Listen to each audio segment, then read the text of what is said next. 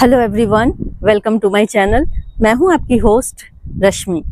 आज मैं अपने गार्डन में गुलदाउदी लगाने जा रही हूं और आज मैं कौन सी वैरायटी लगाने जा रही हूं वो आप लोगों को दिखाऊंगी और किस तरह से उसकी मिट्टी प्रिपेयर करनी है ताकि आगे आने वाले दिनों में बहुत बढ़िया फ्लावरिंग हो। और देखें, गुलदाउदी में पिछली बार भी मुझे सिर्फ येलो और सफ़ेद कलर के फ्लावर मिले थे और कुछ ऐसा बहुत एक्साइटिंग नहीं था क्योंकि जब छोटे सैपलिंग रहते हैं तो हमें पता नहीं चलता कि किस टाइप के गुलदाउदी हमें लेने चाहिए। आप नर्सरी में जाके उन्हें क्या बोलोगे, किस तरह से आप बहुत अच्छी सी वैरायटी चूज करोगे, वो सब आज आप लोगों को बताऊंगी और किस तरह से उसकी मिट्टी प्रिपेयर करनी है और कैसे देखभाल करनी है। तो चलिए चलते हैं हमारी वीडियो में। देखें, मैं नर्सरी गई थी और पहले पिछले बार का मैं स्टोरी आप लोगों को बता दूं कि जब मैं नर्सरी गई और मैंने उनसे गुलदाउदी के छोटे सैपलिंग मांगे तो उन्होंने मुझे ऑर्डिनरी जो देसी वैरायटी होती है वो दे दिया और ये कह के दिया कि ये बहुत बढ़िया खिलेंगे, आप इसे ले जाएं। और जब सैपलिंग छोटे रहते हैं तो हमें पता नहीं चलता कि किस तरह के खिलेंगे, इसलिए आप किसी ऐसे नर्सरी में जहां आप हमेशा विजिट करते हैं उस तरह के नर्सरी में जाएं और इसके बारे में पूरी जानकारी हासिल करें, फिर लें। तो इससे क्या होगा कि आपको जो मनचाही वैरायटी मिलेगी। इसमें बहुत सारे कलर कॉम्बिनेशन होते हैं, बहुत सारी इतने सुंदर सुंदर कॉम्बिनेशन होते हैं कि देख के मन खुश हो जाता है। लेकिन ज्यादातर नर्सरी वाले, मैंने ऐसा भी देखा है कि आपको अच्छी वैरायटी कह के देंगे लेकिन देसी टाइप के प्लांट निकल जाते हैं। मैं दिखाऊंगी आपको, मैं पिछले साल का एक रखी हुई हूँ अपने पास और अगर आप मेरी प्रीवियस वीडियो देखेंगे तो आपको पता चल जाएगा। 3 ही कलर उसमें थे, रेड, ऑरेंज और वाइट, जो कि मुझे नहीं चाहिए थे। लेकिन फिर भी फूल तो फूल ही होते हैं, खिलने के बाद बहुत सुंदर लग रहे थे वो भी। लेकिन पुणे वैरायटी लें। आप लोग जब नर्सरी वालों के पास जाके बोलेंगे कि मुझे पुणे वैरायटी चाहिए तो वो आपको इस तरह की वैरायटी देंगे। और आजकल मार्केट में देखें छोटे छोटे सैपलिंग आ चुके हैं, तो देर ना करते हुए अभी इसे लगा लें। और किस तरह से इसे घना करना है, किस तरह से बुशी करना है और किस तरह से इसकी न्यूट्रिशन से रिच मिट्टी बनानी है वो मैं अभी आप लोगों को दिखा देती हूँ। उसी तरह से मिट्टी प्रिपेयर करेंगे तो आप रिजल्ट बहुत अच्छा पाएंगे। और इसमें कुछ टिप्स और ट्रिक्स हैं जिनको अपना के आप बहुत सारे, इतने छोटे से सैपलिंग आप देख रहे होंगे, ये काफी बड़ा गुच्छे में फ्लावरिंग करता है और काफी बड़ा प्लांट हो जाता है, लंबा चौड़ा प्लांट हो जाता है। तो अभी से केयर किस तरह से करनी है वो दिखाऊंगी।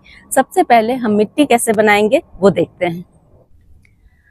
आप लोगों को दिखा दूं कि मैंने यहाँ पे मिट्टी प्रिपेयर करके रखी हुई है 2 दिन पहले से, और इसमें क्या क्या मिला हुआ है वो आप लोगों को दिखाऊंगी। ये मेरे गार्डन की ही सॉइल है। जब भी हम किसी पुराने सॉइल को रिचार्ज करके लगाते हैं तो रिजल्ट बहुत अच्छा मिलता है। जैसे कि जो पहले सीजनल प्लांट लगे हुए थे उनकी मिट्टी को 2 दिन पहले आप धूप में हल्का सा सुखा लें। उससे आपकी मिट्टी में जो भी कीड़े मकोड़े होंगे और कोई भी अगर फंगस का अटैक होता है तो वो सब खत्म हो जाएगा।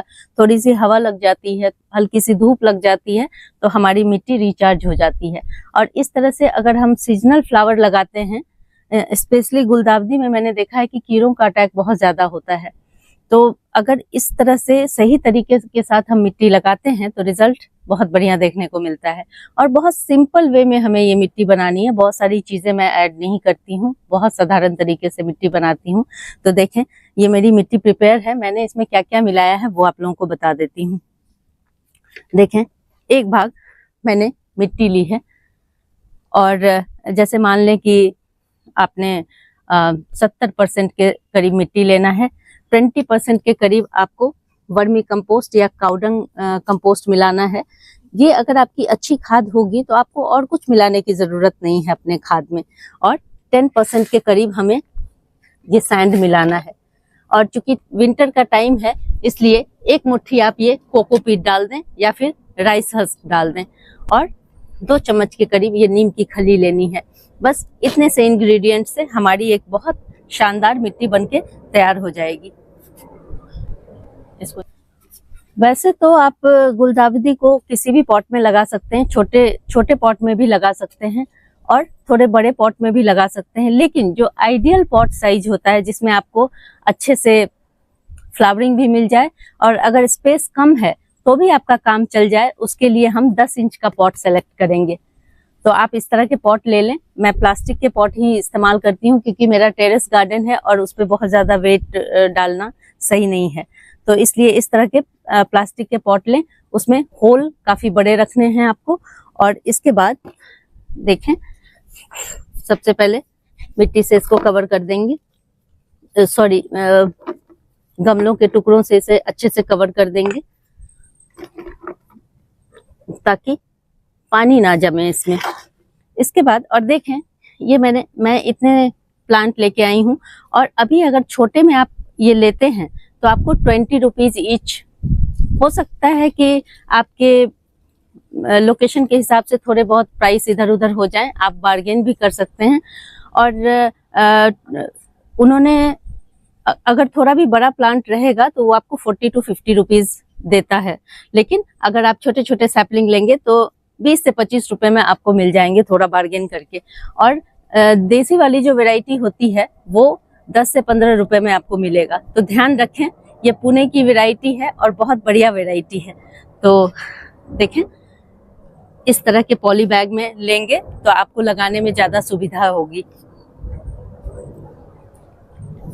सबसे पहले हम अपनी मिट्टी को फिल कर लेते हैं, और रेशियो आप जो मैंने सैंड और कोकोपीट मिलाया था वो जरूर मिलाइएगा, उससे मिट्टी आपकी बहुत पोरस रहेगी ताकि इसकी जड़ें, ये सब सीजनल प्लांट होते हैं इसलिए इनके लिए मिट्टी थोड़ा ध्यान से बनाना है।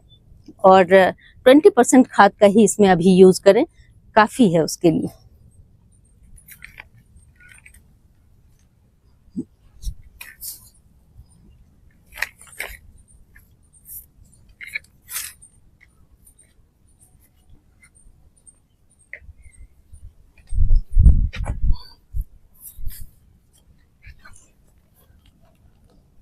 अब इस तरह के प्लांट लगाने में एक एक्साइटमेंट तो रहती ही है कि पता नहीं कैसा फ्लावर निकलेगा, कौन कौन से कलर निकलेंगे। हालांकि मैंने बोला था उन्हें कि मुझे अलग अलग कलर चाहिए, लेकिन इतने सारे इस तरह के देखें, ये काफी भुरभुरी मिट्टी है इसकी, नर्सरी वालों ने जो तैयार की है।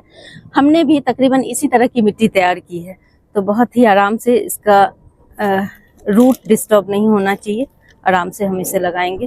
देखें कि कितनी भुरभुरी मिट्टी है ये।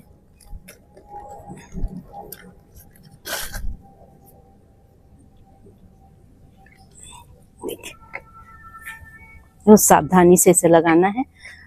और आप लोग अगर चाहें तो इस वक्त कटिंग भी लगा सकते हैं, लेकिन मैं आप लोगों को यही कहूंगी कि जब छोटे छोटे सैपलिंग इस तरह से मिलते हैं, जब बहुत ज्यादा आपको अमाउंट में लगाना हो तब आप सैपलिंग लगाएं। अदरवाइज सीजन में आप 10 प्लांट भी इसके अगर लगा लेते हैं 20 से 25 रुपए के सफिशिएंट है, और आपका गार्डन भर जाएगा फूलों से। और मैं आपको पिछले साल की भी दिखाऊंगी कि एक मैंने सेव करके प्लांट रखा हुआ था, वो किस सिचुएशन में है, और वो थोड़े देसी टाइप के मेरे प्लांट हैं, वो दिखाऊंगी आप लोग को। अभी पहले इसे हम सेट कर लेते हैं। और एक चीज का और ध्यान रखिएगा, गुलदाउदी में बहुत पानी मत डालिएगा, इससे भी आपका प्लांट खराब हो जाएगा। देखें, मिट्टी इस तरह से मॉइस्ट होनी चाहिए। तो अभी मैं जस्ट थोड़ा सा पानी इसमें हल्का सा डालूंगी, इसके अलावा नहीं तो ये छोटे सैपलिंग है और हमने बड़े गमले में लगाया है तो ये गलने के चांसेस ज्यादा होंगे। सैपलिंग बहुत छोटा है इसलिए हमें जस्ट थोड़ा सा पानी इसके आसपास, जस्ट थोड़ा सा पानी डालेंगे बस। इसके गलने के चांसेस बहुत ज्यादा होते हैं इसलिए हमें ज्यादा पानी नहीं डालना है। हर 2-3 दिन के बाद आप जस्ट थोड़ा सा मॉइस्चर मेंटेन करने के लिए पानी डालें। जैसे जैसे आपका प्लांट बड़ा होता जाएगा वैसे वैसे पानी की रिक्वायरमेंट बढ़ती जाएगी, और फिर आप फ्रीक्वेंट पानी देने लगेंगे जब ये तकरीबन 10 इंच का प्लांट हो जाए। अब क्या करना है, देखें अभी ये बहुत छोटा है। जब आपका प्लांट 6 से 7 इंच का हो जाए तो ऊपर की टिप आपकी, इसकी ये जो सबसे ऊपर की टिप है निकाल देनी है। ये वाली दो लीव्स जो आपको ये दोनों दिख रही हैं, ये दोनों निकाल देनी है। उसके बाद जब इसमें 3-4 ब्रांच आ जाएं फिर से उसकी टिप कट कर देनी है आपको 10 दिन के बाद। ऐसे करते करते आपका ये पूरा गमला भर जाएगा। फिर आपको बंद कर देना है, टिप की कटिंग बंद कर देनी है, और आप देखेंगे आपको गोल बनाना है। मेन मकसद हमारा ये है कि हमारा प्लांट बुशी हो जाए। जितनी ज्यादा उसमें स्टेम होंगे उतने ही ज्यादा उसमें फ्लावर के बंचेस बनेंगे और आपका प्लांट बहुत सुंदर शेप में दिखेगा। जब मेरा ये प्लांट बन के तैयार हो जाएगा फिर से मैं इसका अपडेट आप लोगों को जरूर दूंगी, लेकिन अभी इसी तरह से करना है। और इस समय अक्टूबर के मंथ में इसे धूप में ही रखें, कोई छाया में रखने की जरूरत नहीं है। और देखें अभी मैं आप लोगों को ये सारा प्लांट मैं लगा लेती हूँ। फिर देखें ये मेरा पुराना प्लांट है पिछले साल का।